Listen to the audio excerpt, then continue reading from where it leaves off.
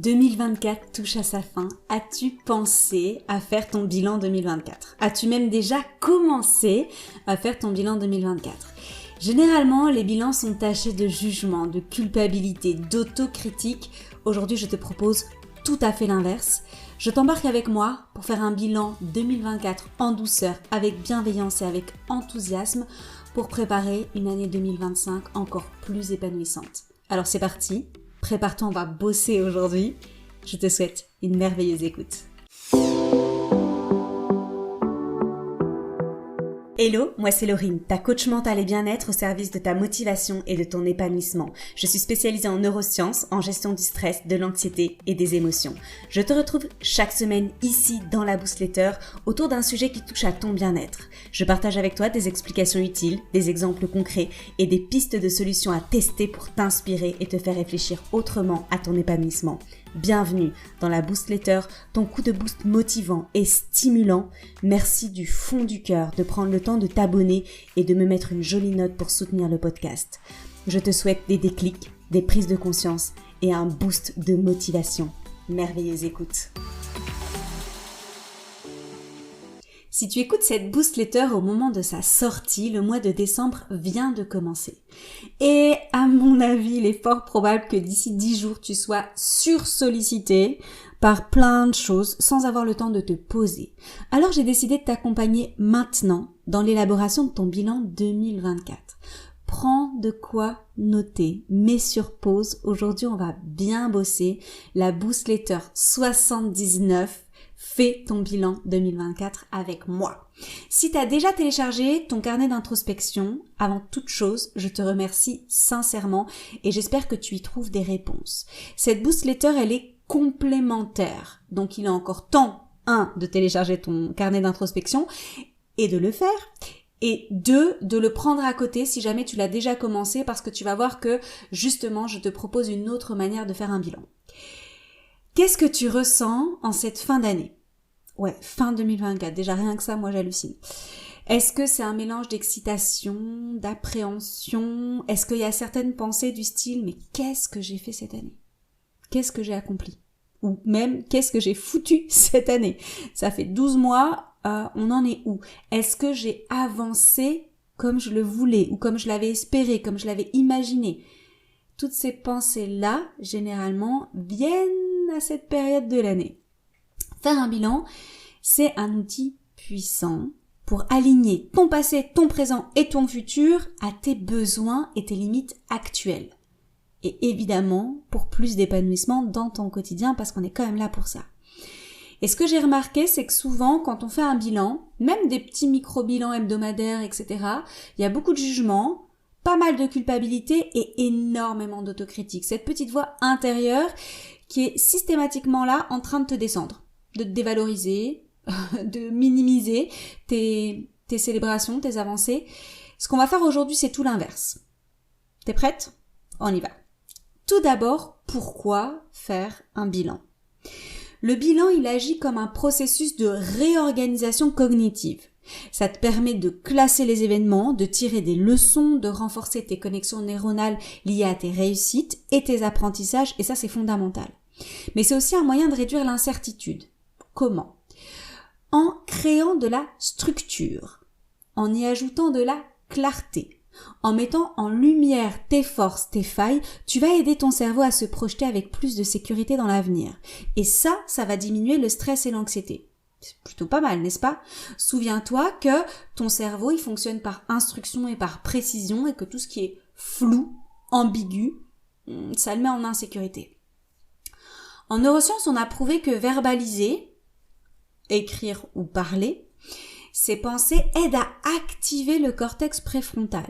Et le cortex préfrontal, tu sais que c'est notre chouchou, il est responsable de la planification, de la pensée logique, du raisonnement, etc. et aussi de la régulation émotionnelle. Donc en d'autres termes, quand tu fais un bilan, tu transformes ton brouillard mental en clarté et en action concrète. Et ça, on adore, n'est-ce pas ? Donc plus qu'une simple pratique, c'est une façon de prendre soin de ton cerveau et d'entraîner ton mindset à mieux naviguer dans la complexité de la vie. Et là, je suis sûre que tu vois de quoi je parle.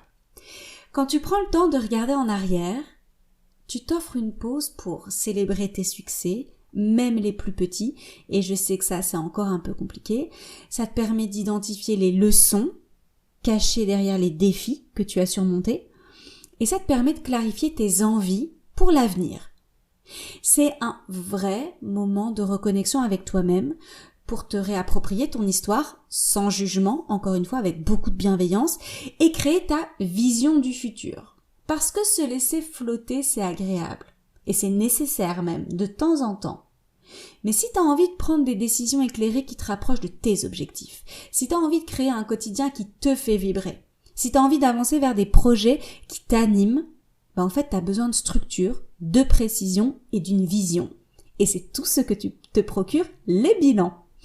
En somme, si on devait conclure, si t'as pas envie de vivre la vie de quelqu'un d'autre et de te réveiller un matin pleine de regrets et complètement perdue, tu es au bon endroit. Savoir d'où tu pars et vers où tu vas, c'est notre objectif d'aujourd'hui. Et bien entendu, ce qui fera toute la différence, ce sont les actions que tu vas mettre en place après avoir fait ton bilan 2024.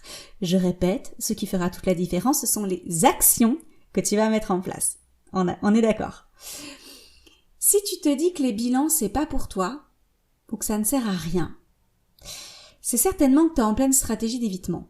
C'est pas grave du tout. Par contre, je t'invite à creuser les peurs et les émotions qui se cachent derrière. Est-ce qu'il s'agit de déception, de culpabilité, de honte, de découragement, de douleur? Et si tu m'as écouté jusqu'ici, c'est peut-être l'occasion de te laisser guider et d'entamer ce chemin avec moi.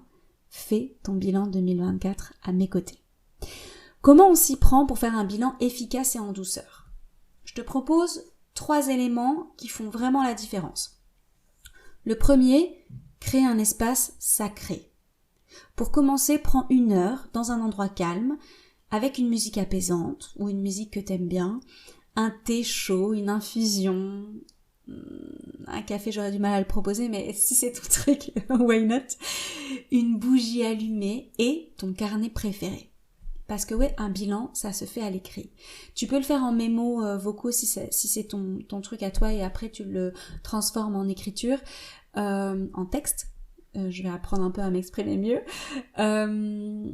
Mais l'idée, c'est que tu aies vraiment une trace. Ensuite, tu reviens à tes objectifs initiaux du début d'année 2024. Quels étaient tes projets, tes envies, tes désirs? Si tu n'avais pas d'objectif, bon, d'abord, ça veut dire que t'es pas chez Coaching Laurine, mais c'est pas grave, on peut toujours y remédier. Concentre-toi sur ce qui t'a marqué, sur tes décisions, sur tes priorités de l'année.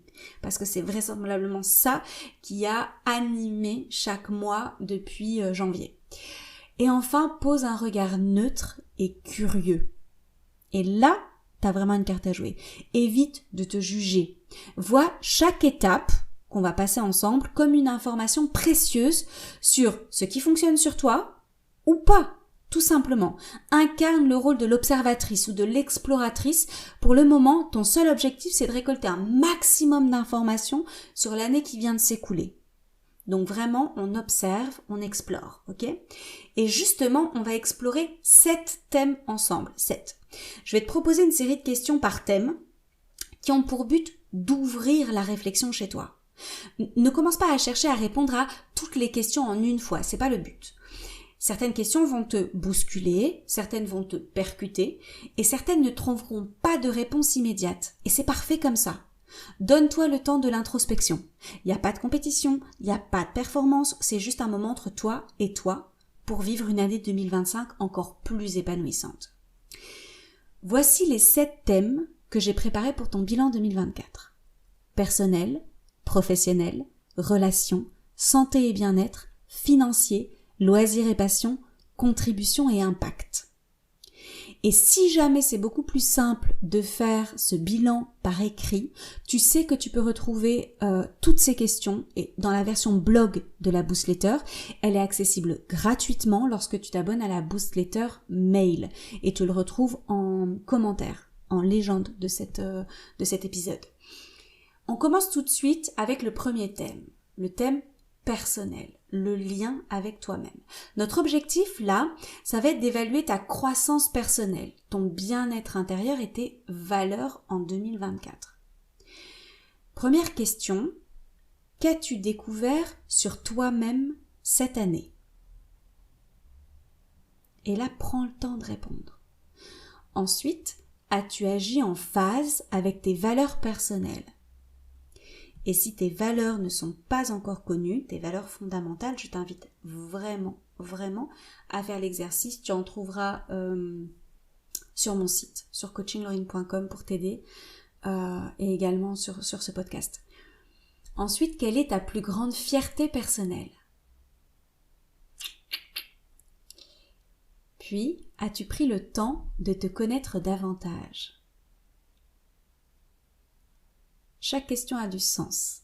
Prends le temps vraiment de te l'approprier. Ensuite, es-tu satisfaite de l'équilibre entre tes besoins et tes obligations?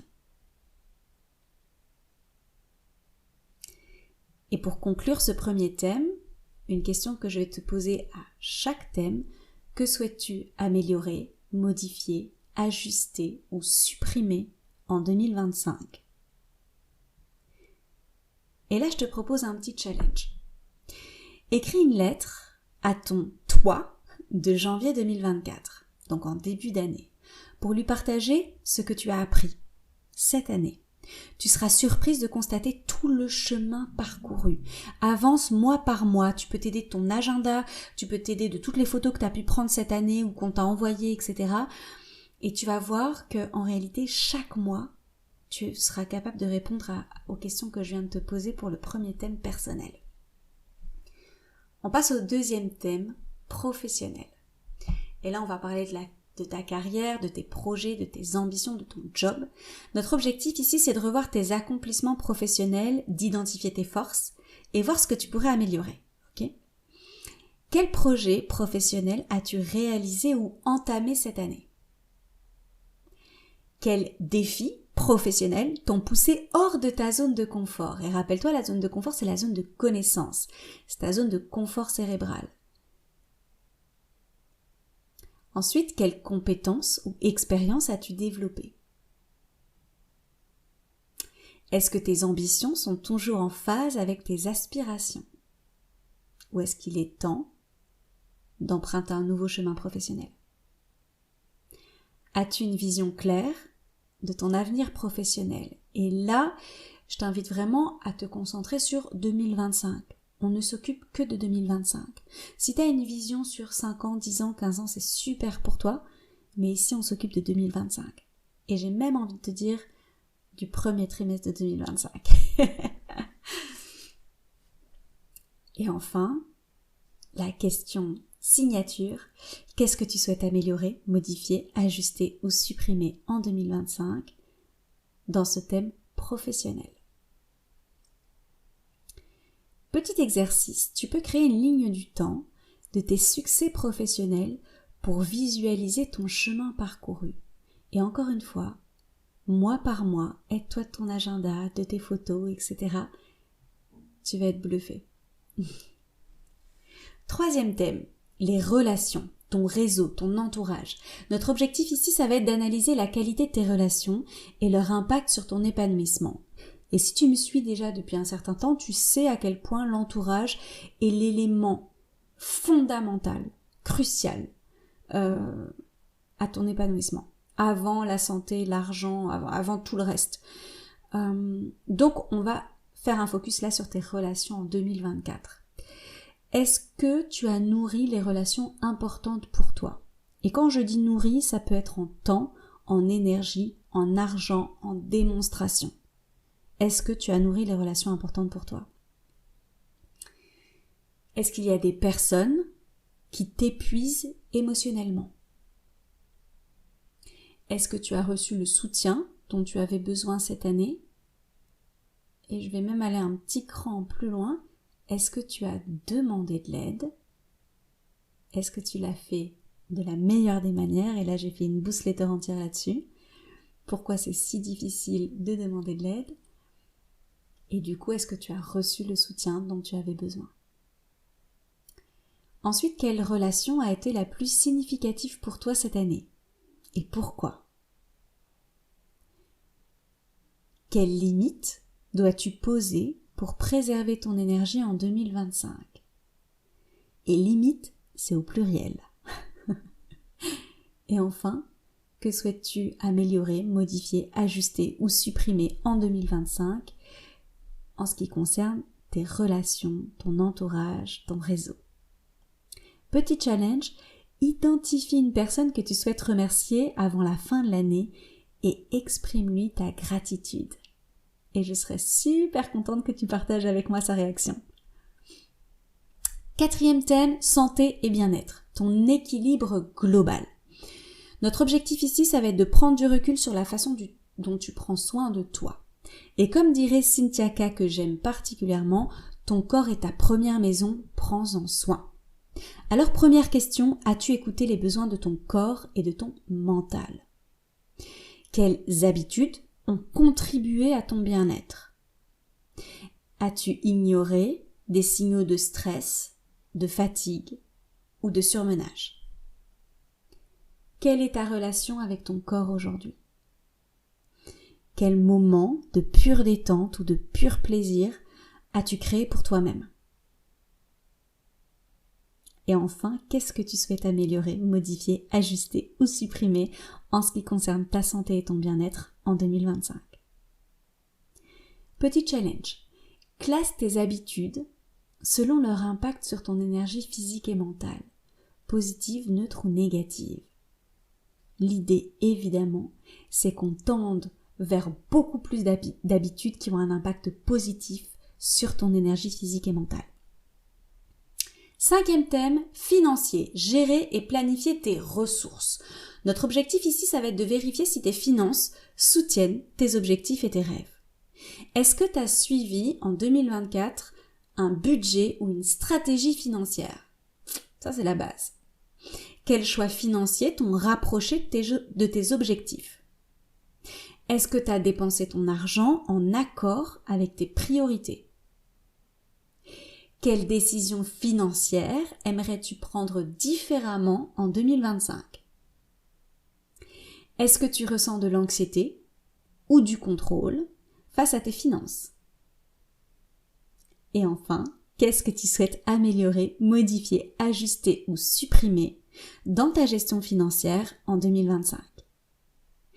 Et là, petit challenge, note une dépense ou un investissement dont tu es particulièrement fier cette année. Et bien sûr, tu peux le partager avec moi en commentaire de cet épisode. 6e thème, loisirs et passion, nourrir ton âme. Et là, notre objectif, ça va être de réfléchir à la place des activités non professionnelles dans ta vie. Oui, mesdames, les activités non professionnelles. Première question, as-tu suffisamment exploré tes passions ou tes hobbies? Est-ce que tu as pris le temps de découvrir de nouvelles activités?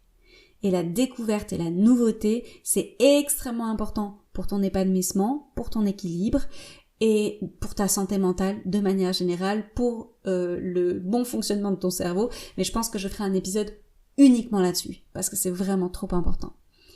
Quels moments de créativité ou d'évasion t'ont le plus marqué cette année? Quelle place veux-tu accorder à tes loisirs l'année prochaine? Est-ce que tes loisirs te régénèrent ou est-ce qu'ils te fatiguent? Et c'est une vraie question. Et enfin, qu'est-ce que tu souhaites améliorer, modifier, ajuster ou supprimer en ce qui concerne tes loisirs et tes passions en 2025? Petit challenge. Établis une liste d'activités qui te font sentir vivante, les fameuses capsules bonheur, et note leur fréquence en 2024 et tire les conclusions qu'il faut. 7e et dernier thème de ce bilan 2024, contribution et impact, donner du sens à tes actions. Notre objectif ici, ça va être d'examiner ce que tu as apporté au monde et à ton entourage. As-tu contribué positivement dans ta sphère personnelle et professionnelle? Quelles actions ont eu un impact, petit ou grand, ça on s'en moque, sur ton entourage? Y a-t-il des causes ou des valeurs que tu aimerais soutenir davantage? Quels souvenirs ou partages marquants as-tu créé avec les autres? Comment pourrais-tu multiplier ton impact l'année prochaine? Et ton challenge ici, c'est de noter une action ou une décision qui a inspiré ou aidé quelqu'un autour de toi. Et voilà, un bilan efficace et en douceur. En prenant le temps de te poser ces questions, de réfléchir à chaque aspect de ta vie, de prendre le temps de répondre, tu te donnes une vue d'ensemble précieuse et constructive pour te préparer à 2025 avec plus de clarté, plus de sérénité et plus de détermination. Et si ces 7 thèmes ne sont pas assez, non je plaisante, si ces 7 thèmes sont un petit peu lourds pour toi, si tu penses que c'est pas le meilleur moment pour toi d'entamer cette big introspection, alors je te propose un mini bilan express et je te challenge de le faire, je te défie de le faire. Petit 1, liste 3 succès, petits ou grands, de 2024. Petit 2, écris 2 leçons que tu veux retenir pour 2025. Et petit 3, identifie une priorité pour début janvier. Ok? Donc ça, c'est ton mini bilan express. Si jamais tu veux le faire avant d'entamer la big introspection qu'on vient de faire là avec les 7 thèmes, ou si tu sens que c'est trop lourd de faire les 7 thèmes, alors concentre-toi sur ces trois